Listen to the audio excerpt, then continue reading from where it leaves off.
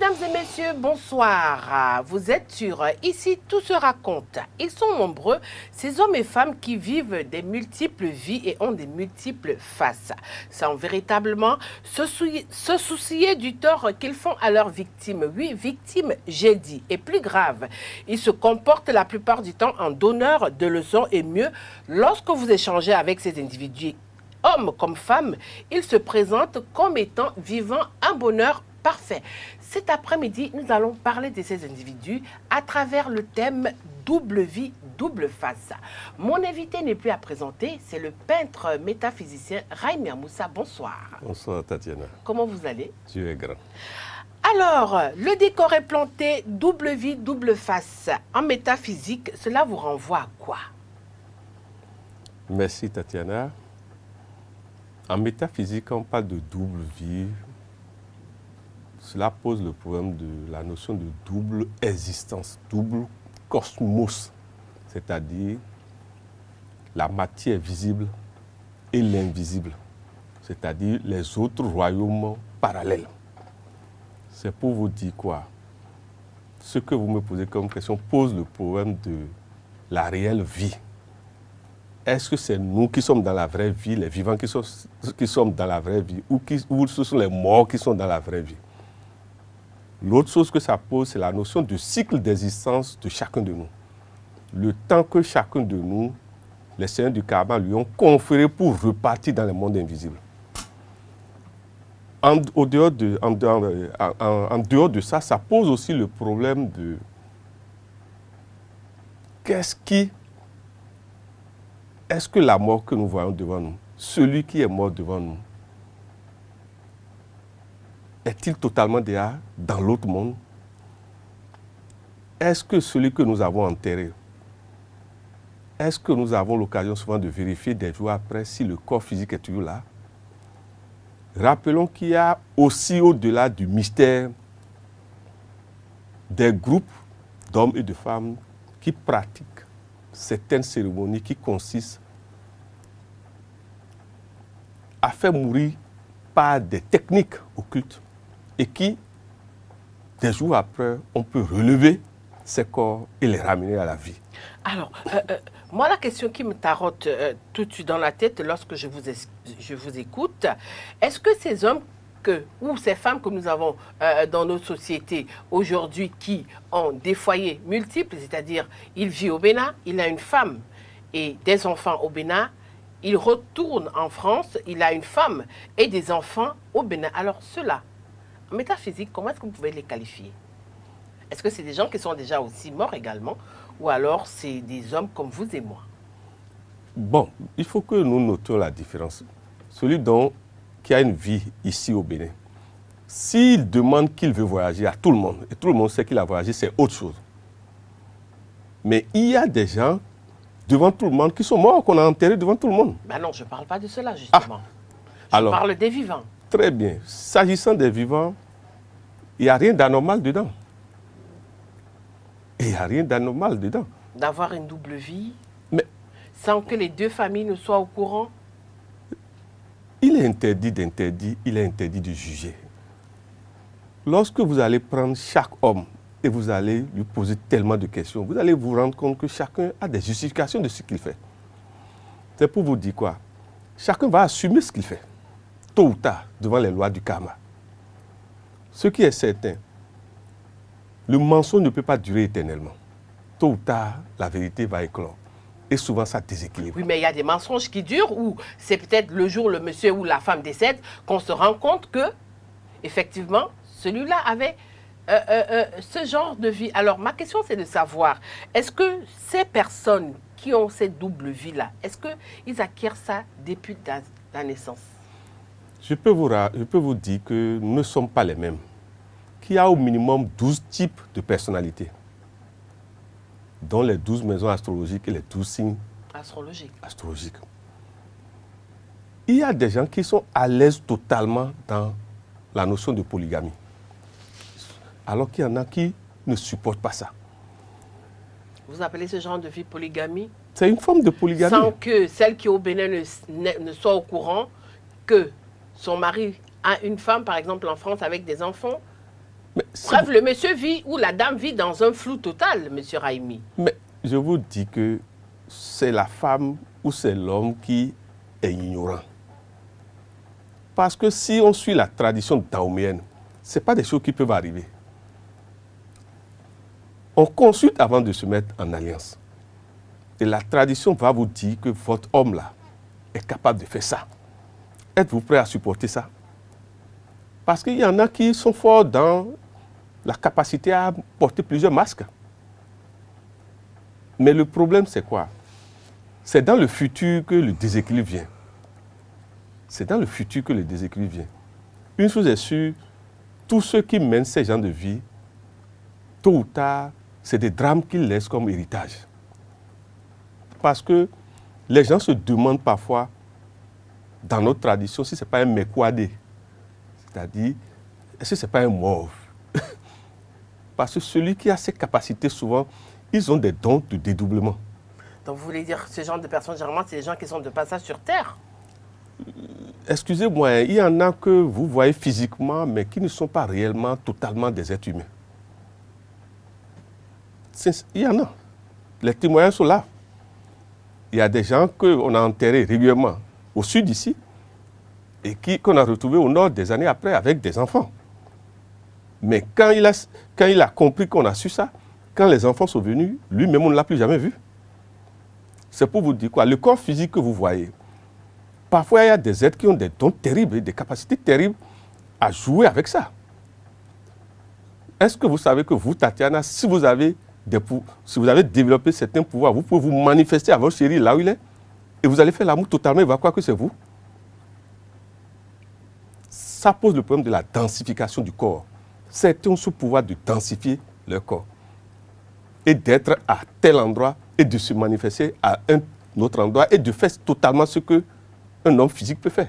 Alors, dites-nous un peu comment est-ce que ces hommes et femmes réussissent à vivre cette double vie et ayant cette double face sans éveiller aucun soupçon. Est-ce que généralement, ils ont recours à vous, les métaphysiciens, les spiritualistes? Est-ce que quand ils ont recours à vous, est-ce que vous leur donnez des pistes pour que oui, ils puissent vivre tranquillement au Bénin sans que la femme blanche avec laquelle il est marié en Europe ne se doute de rien, vice-versa?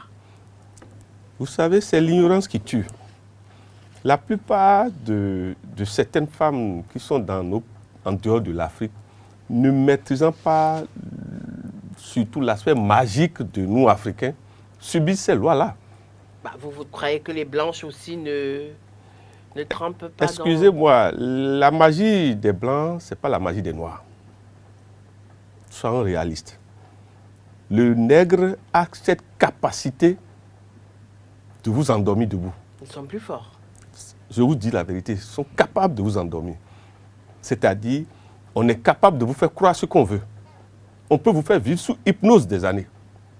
Et c'est ce qu'on vous dit que vous allez faire exactement comme un mouton bien dressé ou un cheval bien dressé. Et voulant vous quitter, il se met encore dans un autre corps, comme on dit, c'est-à-dire il s'incorpore à un autre être.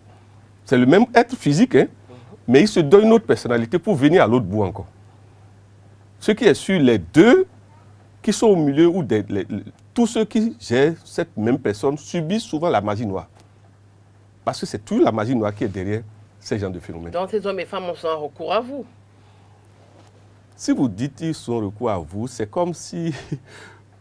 Ben non, je ne parle pas forcément de vous, monsieur Raimi Amoussa, mais je parle de façon générale des métaphysiciens, des spiritualistes et autres. N'oubliez pas que la métaphysique, c'est exactement comme... C'est la science spirituelle universitaire.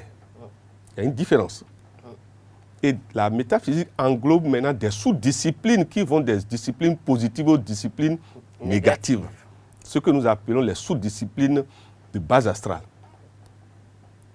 À partir d'un certain degré, si réellement vous franchissez un certain degré, vous ne pouvez plus être dans cette position.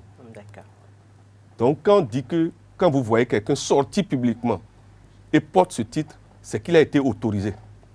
Donc il ne peut pas faire du n'importe quoi. Il a atteint déjà le degré christique. Et le degré christique ne permet plus de venir au degré de Judas.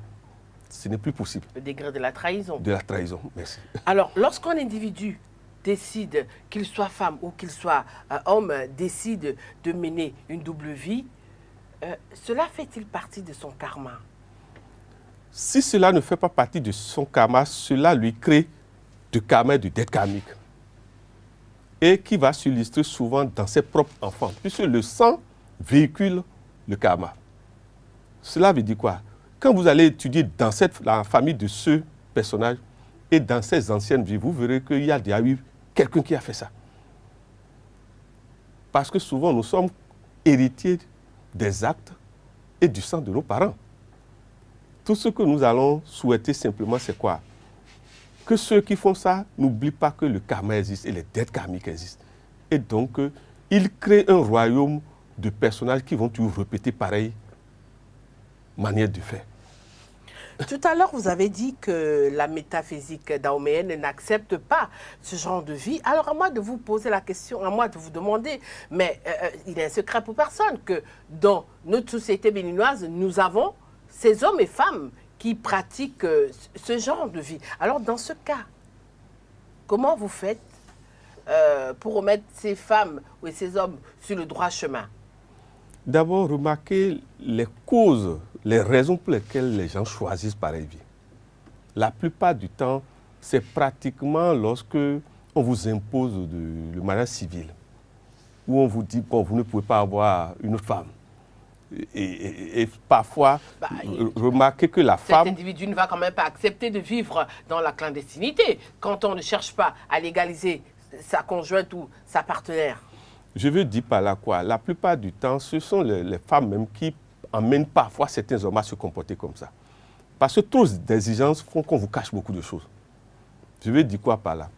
La femme qui est riche, moi je connais des gens, ils sont mariés avec des Européennes, mais leurs propres femmes n'en savent rien. Mais quand vous voyez la réalité, là-bas ils sont des boys, et ici ils sont des rois. Parce qu'ils amènent l'argent de là-bas pour devenir le roi ici. Mais de l'autre côté, ils sont pratiquement le servant de la dame. Oui, mais la dame de l'autre côté ne sait pas qu'il est marié ici. Mais la dame ne saura pas, parce que si la dame sait, c'est pas bien aussi. C'est pour vous dire que... À vous entendre, vous encouragez un peu ça, monsieur Raimi. S'il vous plaît, chacun fait ce qu'il peut faire pour exister. Ah bon? Et chacun va assumer... Chacun a le droit d'emprunter le raccourci qu'il veut pour réussir dans sa vie. Il est interdit d'interdire. Chacun sera face à ses karmas et à ses dettes karmiques. Ne me demandez pas de dire à quelqu'un qui a une libido de cheval de l'arrêter. Qu'il assume sa libido. S'il est capable de gérer, qu'il gère. Mais tôt ou tard, il sera face au karma. Le métaphysicien n'interdit à personne. Il avertit. Ceux qui jouent ces genres de rôle, tôt ou tard, détruisent pratiquement leur famille. Parce que la femme a-t-elle un mental assez fort pour supporter le moment venu. Les enfants sont-ils capables? Et c'est souvent des problèmes de nerfs qui rentrent dans ces familles. Et des névrosés finissent par naître. Parce que celui qui croit qu'il cache tout, son sang ne cache rien. Et donc diffuse ce sang dans ces femmes. Et ces femmes, dans le rapport sexuel, vont diffuser ça dans les enfants. Et tôt ou tard, ils ont souvent de grands moyens, mais remarquez comment vivent les enfants après. Étudiez ceux qui font ça. Il y a toujours quelque chose qui les perturbe et qui font qu'ils sont malheureux. Signe que ce n'est pas bien. On n'est pas bien, mais on fait quand même. Je vous le répète, hein, s'il vous plaît, ma soeur. Si quelqu'un a les moyens de jouer un rôle et qu'il est satisfait de ça, qu'il le fasse jusqu'à ce qu'il se rende compte que l'insatisfaction viendra. Parce que la nuit ne durera jamais éternellement. Hein. Cacher quelque chose à quelqu'un ne durera jamais éternellement. Oui, mais en menant ce genre de vie, est-ce que ce n'est pas une façon de cacher le soleil avec sa main? Pour combien de temps? Là, je pose la question à l'homme, hein, je ne pose pas. J'essaie de faire la différence tout de suite là entre le métaphysicien et l'homme que vous êtes. Là, je pose la question à l'homme. Ce qui est certain, pour le moment, je n'ai pas de problème pour jouer à ce rôle. Et je ne peux pas interdire à ceux qui ont des difficultés où c'est le seul passeport de ne pas utiliser ces passeports. Parce que lorsque quelqu'un a fait des mois sur la mer, lorsqu'on a maltraité quelqu'un pour avoir son passeport, et qui trouve une jolie dame qui a les moyens, hein, qui lui offre tout, vous voulez qu'il dise la vérité? Au prix de sa libido? Je vous en prie, il ne peut pas dire la vérité. Il joue. C'est un bon comédien, il n'a qu'à bien jouer son rôle. Le plus important, qu'il trouve le moyen de payer ses dettes après. Parce que tout mensonge a une dette. Nous savons que dans notre société, lorsqu'un homme vit comme ça, c'est généralement acceptable. Mais lorsqu'une femme mène ce genre de vie, pourquoi est-ce qu'on critique la femme alors que ces deux créatures ont été créées par le même Seigneur? Remarquez que la femme est une porte et que l'homme est la clé. Remarquez déjà ça. Je veux dire que la femme est la serrure et l'homme la clé. Vous êtes d'accord avec moi? Une femme qui se permet de recevoir plusieurs clés va bousiller sa serrure, spirituellement parlant. Ce n'est pas bien qu'une même femme prenne souvent différentes semences. Ça génère souvent une autre personnalité nerveuse, acariate, violente. C'est pour ça que nos parents disent que quand vous avez pris 40 clés, vous faites comme si vous étiez folle. Vous vous comportez comme une folle. Parce que la même serrure qui a pris plus de 40 clés, la folie guette cette femme. Je ne souhaite même pas à une femme de jouer ce rôle. Les femmes n'ont qu'à laisser les hommes jouer à ce rôle. Mais il y en a qui jouent à ce rôle, et très bien. Mais remarquez comment elles finissent. Remarquez. Elles n'ont jamais la paix dans leur vie. Ils arrivent même que sous une clé, elles crient le nom d'une autre clé. Alors, peut-on dire que l'adhésion de certains individus à des sociétés secrètes peut aussi être la cause de mener une telle vie? La plupart du temps, ceux qui jouent à cette double personnalité ont souvent comme base l'ambition extrême, l'ambition matérielle. Et donc, sans s'en rendre compte, soit signe des contrats avec des démons ou dans des milieux où parfois au début, ils ne savent pas que ça va finir comme ça. Parce qu'il y a plusieurs manières de fournir de l'énergie aux démons. Rappelons que ce sont les démons qui donnent l'hyper-richesse. Oui, ce sont pas le Seigneur, ce n'est pas Dieu. Le Seigneur est composé des démons et des anges, s'il vous plaît. Okay. Le Seigneur, c'est une somme. Soyons véridiques. Le Seigneur est lui-même à la fois légion de démons et légion d'anges. Il y a des moments où le Seigneur se met en démon pour vous initier. Mi-ange, mi-démon. Merci. C'est pour vous dire quoi? Chacun va s'assumer en son temps.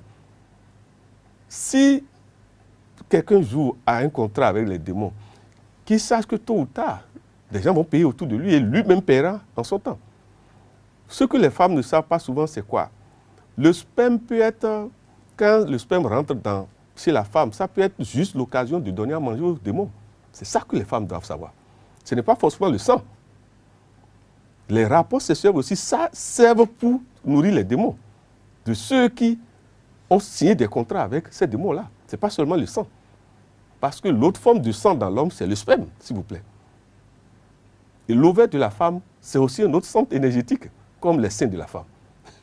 Pourquoi ce sont ces organes qui regorgent beaucoup d'énergie, toujours que les gens utilisent dans les sacrifices démoniaques? Et chez l'homme? C'est d'abord les organes génitaux. C'est d'abord ça, puisque c'est un centre assez fort. Il y a aussi le cœur, il y a le cerveau. Mais remarquez que ceux qui sont nerveux, ces organes sont regorgent toujours d'énergie. C'est pour ça que vous verrez que dans une troupe de béliers, c'est le bélier le plus nerveux qui joue toujours des rôles. Bref, voilà. Oui, tout à l'heure, vous avez dit que c'est l'ambition démesurée. Est-ce à dire que le fait de mener une double vie et avoir des faces multiples, l'argent est la cause principale? C'est l'argent toujours la cause principale. Parce que... Il ne peut pas avoir une autre cause? Non, s'il vous plaît. L'envie, par exemple? L'envie, ça va durer combien de temps? Aucune femme ne peut donner la même envie éternellement à un homme. À un moment donné, tout s'éteint. Et il faut se supporter. Alors, chers internautes, nous allons suivre l'intervention de quelques citoyens qui vont un peu nous dire ce qu'ils pensent de ces individus qui mènent une double vie et qui ont une double face. Et nous revenons juste après. Alors, Monsieur Raimi, vous venez d'écouter ces citoyens. Est-ce que vous êtes forcément d'avis avec eux que les vrais hommes, ce sont ces hommes-là qui mènent ce genre de vie sans pour autant vouloir informer telle la première ou la seconde épouse que tu as une rivale? C'est difficile de porter des jugements tant qu'on n'a pas eu la vision circulaire des réalités en face de nous. Quand vous allez approcher ces hommes, quand ils vont finir de vous parler, je suis sûr que votre silence va augmenter. Vous voulez dire qu'il faut forcément juger le maçon au pied du mur? C'est mieux. C'est-à-dire, il faut enquêter avant de parler. Chacun sait pourquoi il fait ce qu'il fait.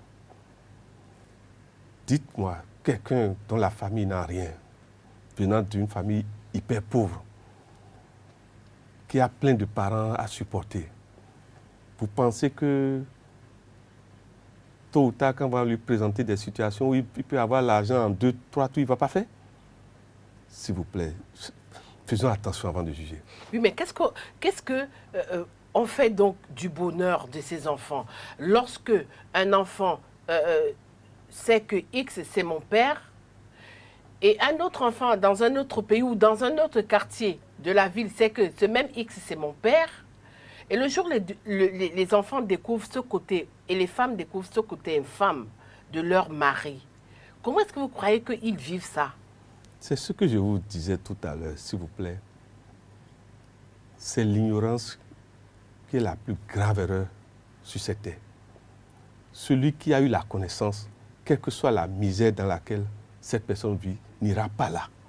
C'est pour vous dire quoi? Ceux qui posent ces actes, ceux qui vivent ces situations, démontrent déjà leur ignorance des lois spirituelles.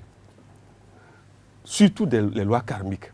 Parce que nous ne sommes pas seuls quand nous opérons pareilles choses à gérer les conséquences. Tous nos enfants, tôt ou tard, excusez-moi, nous avons formé une famille de détraqués tôt ou tard, où l'enfant n'est plus satisfait de lui-même lorsque ces genres de découvertes sont faites. L'enfant, excusez-moi, il fera que vivre en fuyant tout le monde. Parce que, remarquez, hein, quand une femme a eu plusieurs hommes, peut-être 7 hommes, le 8e homme, tôt ou tard, se gâte aussi. Pourquoi? Il y aura toujours quelqu'un pour dire, oh, cette femme-là a déjà eu tel. C'est la même chose quand, face aux enfants dont les parents ont eu ces genres de jeux. Il y aura toujours quelqu'un tôt ou tard pour dire, oh, ton père là. Et ça détraque les enfants. C'est pour vous dire simplement que chacun n'a qu'à assumer ce qu'il fait, entièrement et totalement. Mais sachons simplement que tout ce que nous créons, partageons le karma. Avant, on estimait que ce genre de vie était plus mené à l'Occident, mais de plus en plus, ça devient des réalités au niveau de la société africaine. Alors, à moi de vous demander, à quel niveau est-ce que la société africaine a trébuché pour se retrouver au même niveau aujourd'hui que la société occidentale? C'est dès l'instant où ils sont venus nous bombarder avec la colonisation. Nous n'étions pas comme ça. Et tout homme vrai africain... C'est facile de rejeter du tort. S'il vous plaît, s'il vous plaît, on ne peut pas venir nous détraquer, venir nous infuser des sérums qui ne passent pas. Nous n'avons pas cette conception du monde avant. Et on était tellement organisés que tu ne peux pas faire ça. Mais aujourd'hui, le mélange des cultures, le mélange des visions du monde font que nous n'avons encore rien vu. On va vers des mondes encore plus dangereux. Moi, je dis déjà qu'il ne faut plus prendre l'infidélité comme base de l'association. C'est déjà les vérités qui sont là. Parce que si tu prends comme base, tu dis, bon, si elle est infidèle, je vais, ou bien si elle est infidèle, ou s'il est infidèle, je vais laisser. Tu n'as rien compris. De jour en jour, l'infidélité va s'installer comme le sable au bord de la mer. Nous devons avoir une autre philosophie de vie. Oui, pour avoir une autre philosophie de vie, est-ce qu'on peut targuer ce genre de vie d'infidélité? Moi, je n'appelle pas ça de l'infidélité. Vous appelez ça comment, M. Raimi? C'est le néant existentiel. C'est profond ce que vous dites. C'est le néant existentiel. Parfois, face à la mer, l'homme prend des décisions diaboliques et démoniaques. Pour sa survie? Mais ne se rend pas compte de ce qu'il crée comme karma à tout un royaume d'hommes et de femmes qu'il va créer. Un seul sperme peut créer des démons et des séries de démons. La plupart du temps, ces genres de relations finissent toujours. C'est des incrédules, des athées, des criminels qu'on partage. Double vie, double face. L'invité de cet après-midi est Monsieur Raimi Amoussa. Il est peintre et métaphysicien. C'est quasiment la fin de notre émission de cet après-midi. Alors, votre conclusion? C'est de dire simplement qu'il est interdit d'interdire. Toujours. Mais que chacun assume ce qu'il fait. Moi, je ne dirais pas à quelqu'un de ne pas faire quelque chose. Est-ce que c'est facile d'assumer? Ah, donc il faut savoir, il faut bien réfléchir avant de commencer. Parce que celui qui lève le premier pas doit savoir que le caméléon, avant de déposer le premier pas, s'est assuré totalement de la consistance de là où il veut déposer les pieds et de tout ce que ça peut avoir comme conséquence. Il n'est pas permis d'être inconséquent sur cette terre, ni dans les cieux. L'ignorance n'est pas permise, s'il vous plaît. La métaphysique est sans pitié? Oui, à un moment donné, excusez-moi, le royaume des cieux n'appartient pas aux trébuchants, ni aux hésitants, ni aux indécis. C'est le glaive et la balance, s'il vous plaît. Mesdames et messieurs, chers amis internautes, vous l'avez compris. Double vie, double face, c'était cet après-midi sur votre télé, ESAE TV, la télévision de l'excellence. Nous avons reçu pour vous Monsieur Raimi Amoussa, il est peintre et métaphysicien. Toute l'équipe d'ici Tout se raconte vous dit merci de nous avoir préférés. Restez toujours ESAE Télévision, la voix de l'excellence, Tatiana Honda Djemea. Je vous remercie de nous avoir suivis. Au revoir, bye bye et à samedi prochain.